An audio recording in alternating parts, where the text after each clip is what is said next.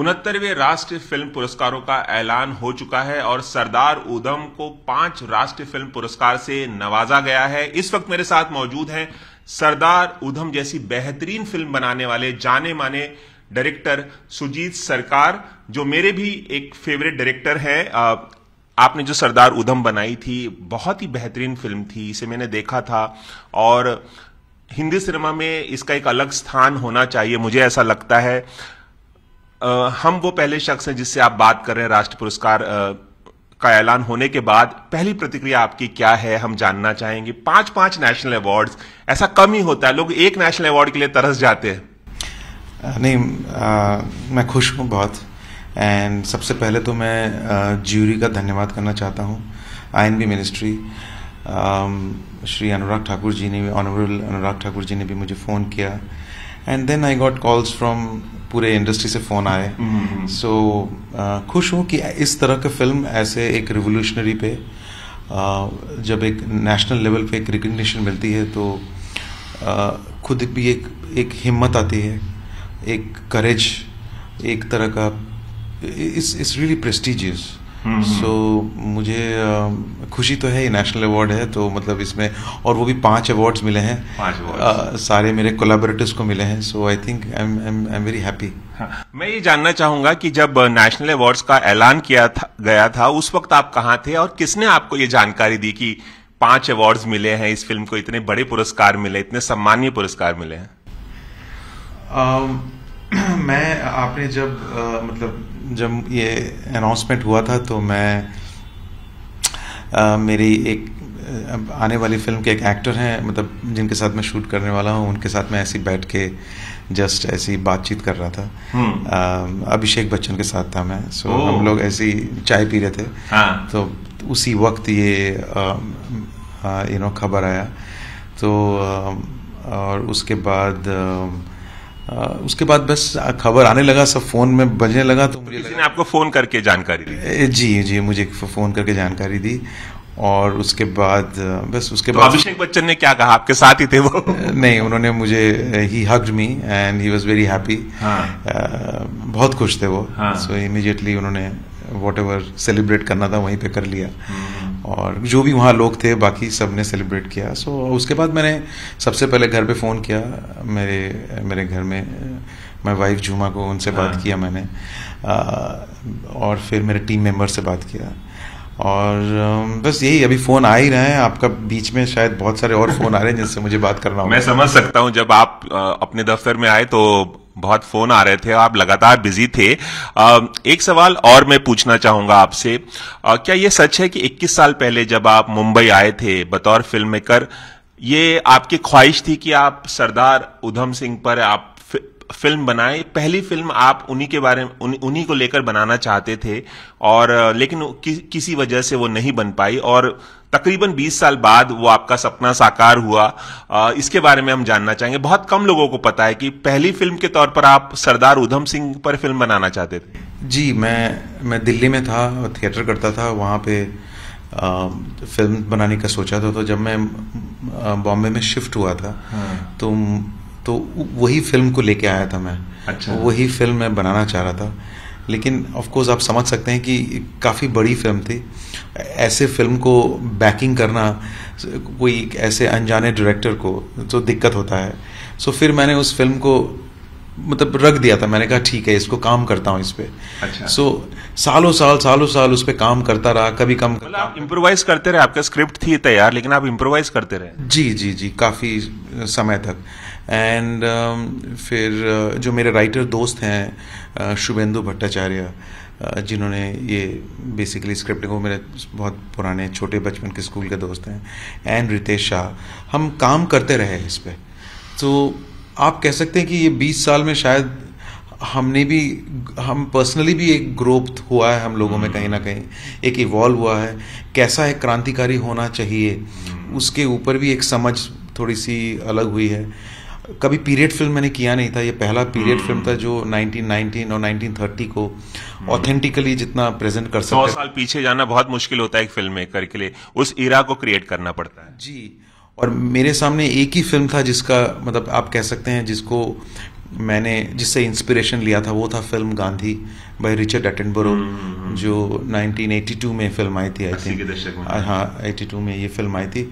तब से ये फिल्म एक तरह का। आपने गांधी फिल्म से प्रेरणा ली थी उधम, सरदार उधम बनाने के लिए? नहीं, मतलब वो जो पीरियड जो क्रिएट करना था, क्योंकि हमारे लिए वही एक फिल्म थी जो हमारे सामने एक इंस्पिरेशन थी, यू नो। अगर आप देखेंगे जलियांवाला बाग और कहीं कभी दर्शाया नहीं गया है। सो पुराने पेंटिंग्स हैं, पिक्चर्स हैं, लेकिन हमारे जहन में रिचर्ड एटनबरो की फिल्म की जो गांधी फिल्म की जो जलियांवाला बाग है वो बहुत छपा हुआ है हमारे माइंड में, जो इमेज है, जो इमेजरी है, या हम लोगों के वो एकदम माइंड में है वो। तो वही एक था रेफरेंस पॉइंट, वहां से कैसे इसको आगे लेके जाए वो एक चैलेंज था। एंड जलियांवाला करते वक्त हमको बहुत मेहनत भी करनी पड़ी और बहुत हम इमोशनल भी हुए जब वो पर्टिकुलर सीक्वेंस हम शूट कर रहे थे। और Sardar Udham as a revolutionary, उनको इस तरह से as a normal human being, कोई भी हो सकता है आप जैसे मेरे जैसे, जो अपने राइट्स के लिए एक प्रोटेस्ट के लिए खड़ा हो। सो वो ब्रिटिशर्स के अगेंस्ट खड़े हुए हैं। सो आई थिंक उसको हम इतने रियलिस्टिक तरीके से प्रेजेंट कर पाए, आई थिंक वही हमारे लिए अच्छा रहा। और एक बहुत बड़ी चुनौती रही होगी आपके सामने, एक लॉजिस्टिकल नाइटमेयर भी रहा होगा, क्योंकि उस 100 साल पीछे जाना, उस तरह के सेट्स क्रिएट करना, ऑथेंटिसिटी जो होती है, प्रामाणिकता जो होती है, कपड़ों को लेकर, बोलचाल को लेकर, आप कैसे दिखते हैं, वो सब क्रिएट करना एक बहुत बड़ी चुनौती को आपने अपने हाथ में लिया। जी। एंड और क्या है कि 60% जो इसकी फिल्मिंग है वो लंदन में होनी थी। सो लंदन को क्रिएट करना, और जितना बजट हमको मिला था उस फिल्म के लिए उतने से बजट में इस ऐसे कैनवस को खड़ा करना वो बहुत बड़ी चुनौती थी। तो लंदन में एक्चुअली शूट किया था कि नहीं आपने?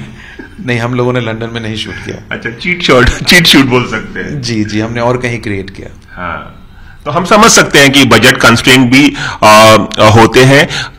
आपने कहीं कहा था जब सरदार उधम रिलीज हो रही थी अमेजॉन पर, तो आपने कहीं कहा था कि इरफान खान जो अब नहीं है, मरहूम दिवंगत इरफान, उनके साथ आप काम करना चाहते थे, उनको ध्यान में रखकर आपने ये फिल्म लिखी थी। इसमें विक्की कौशल ने बहुत बढ़िया काम किया, बहुत उम्दा काम किया, लेकिन कुछ कहना चाहेंगे आप? एक तो जब मी और मेरे प्रोड्यूसर रॉनी, जब हम लोग ये फिल्म बनाने की सोच रहे थे, तो वो जब इरफान के साथ ऐसा नहीं हुआ था उसके पहले हम सोच रहे थे। जब ये हादसा हो गया और फिर इरफान से जब बात हुआ, तो बात होने के बाद जब उन्होंने कहा कि प्लीज मूव ऑन, क्योंकि हम लोग ऑलमोस्ट रेडी हो गए थे, उसके बाद विकी आए थे। तो हाँ, मैं इरफान को तो मिस करते हैं, इरफान को फिल्म के लिए एवरी डे मिस करते हैं इरफान को। जब आप फिल्म बनाने की तैयारी कर रहे थे वो बहुत सख्त बीमार हो गए थे और इसलिए उन्होंने कहा मूव ऑन। जी तभी। एंड उसके बाद विकी ने, तो विकी के लिए भी एक बहुत बड़ा चैलेंज था, बिकॉज इरफान के साथ इरफान जैसे कलाकार इस फिल्म में कर रहे थे, बहुत बड़ा चैलेंज। और सो विकी ने भी, आप कह सकते हैं कि विकी कौशल ने भी इस फिल्म को इरफान को ही डेडिकेट किया है। आप भी डेडिकेट करना चाहेंगे नेशनल अवार्ड जो आपने जीता है, 5 नेशनल अवार्ड इस फिल्म के लिए, आप इरफान सर को डेडिकेट करना चाहेंगे? जी एकदम। मैंने ऑलरेडी पहले भी बोला है कि मी एंड रॉनी जो मेरे प्रोड्यूसर हैं, and she'll Kumar, Vicky and from the entire crew, हम डेफिनेटली इस जितने भी नेशनल अवार्ड मिला है हम इरफान को डेडिकेट करना चाहेंगे। जलियांवाला बाग जो हुआ था 1919 में, जनरल डायर ने जो किया था, निहत्थे भारतीयों पर जो गोली चलाने का निर्देश दिया था, उसमें एक सीन है, क्लाइमैक्स जो सीन है, विक्की कौशल जो है, जब गोलियां चलती हैं और लाशें गिरती हैं, तो विक्की कौशल लोगों को बचाने की कोशिश करते हैं, जो लाशें हैं वो ट्रांसपोर्ट करते हैं एक हाथ गाड़ी में। वो बहुत ही एक लंबा सीन था और बहुत जज्बाती सीन था, और इससे ज्यादा जज्बाती सीन होने के अलावा एक बहुत डिस्टर्बिंग सीन था। जब वो सीन मैं देख रहा था तो मुझे यकीन नहीं आया कि शुजीत सरकार ने इस सीन को कैसे फिल्माया होगा, कैसे वो एक्टर भी डिस्टर्ब हुआ होगा, आप भी डिस्टर्ब रहे होंगे। वो बहुत हिंदी सिनेमा का मुझे लगता है बहुत पावरफुल और बहुत इम्पैक्टफुल सीन है, उसके बारे में कुछ कहेंगे? जी, डिस्टर्ब तो मैं बहुत हुआ, क्योंकि जलियांवाला के बारे में मैंने बहुत पढ़ाई लिखाई की है। सो जितना भी मैंने रिसर्च पढ़ा है, जितने भी किताबें पढ़ी हैं या एसेस पढ़े हैं, बुक्स पढ़े हैं, आप जैसे बोल रहे हैं कि बहुत ही डिस्टर्बिंग सीन था, जब इमेजिन करिए हमारे लिए इतना डिस्टर्बिंग है तो उस रात कितना डिस्टर्बिंग होगा जो एक्चुअल उस लोग जो वहाँ थे उस वक्त। और वो मैंने तो एक ही रात की घटना दिखाई है कि एक रात में क्या हाल थे, लेकिन वो जो रात था वो एक रात का नहीं था, करीब 7, 8, 10 दिन तक वो चलता रहा। महीने महीने तक लोग वहाँ उस अमृतसर शहर में सोए नहीं इस घटना के कारण। So it was disturbing. मतलब मैं हम लोगों को तो जितना उस 40 मिनट के अंदर दिखा सके तो वो दिखाएं, बट वो तो महीना भर चला था। मतलब आप समझ सकते हैं कितना मुश्किल होगा, कितना मुश्किल होगा। और आप एक ऐसे फिल्म मेकर हैं जिन्हें इतिहास की बहुत अच्छी जानकारी है। बहुत ऐसे कम फिल्म मेकर भारत में होंगे जिन्हें इतिहास की बहुत अच्छी जानकारी होती है और फिर वो फिल्म बनाते हैं, तो वो आपकी जो मेहनत है वो पर्दे पर दिखती है। और मैं एक चीज और भी आपसे पूछना चाहूंगा, लोगों ने गांधी पर फिल्म बनाई, सरदार पटेल पर बनाई, भगत सिंह पर बनाई, तमाम ऐसे जो देशभक्त हैं, जो क्रांतिकारी हैं, जिन्होंने स्वतंत्रता आंदोलन में अपना योगदान दिया, नेताजी सुभाष चंद्र बोस पर फिल्म बनाई, लेकिन किसी ने भी सरदार उधम पर फिल्म बनाने के बारे में नहीं सोचा। ये ख्याल अपने आप में बहुत अनूठा है, इसके बारे में बताइए। आपने सोचा कि सरदार उधम जो बदला लेने जाता है, लंदन जाता है बदला लेने के लिए, जनरल डायर को मारने के लिए, उस पर किसी ने फिल्म नहीं बनाई?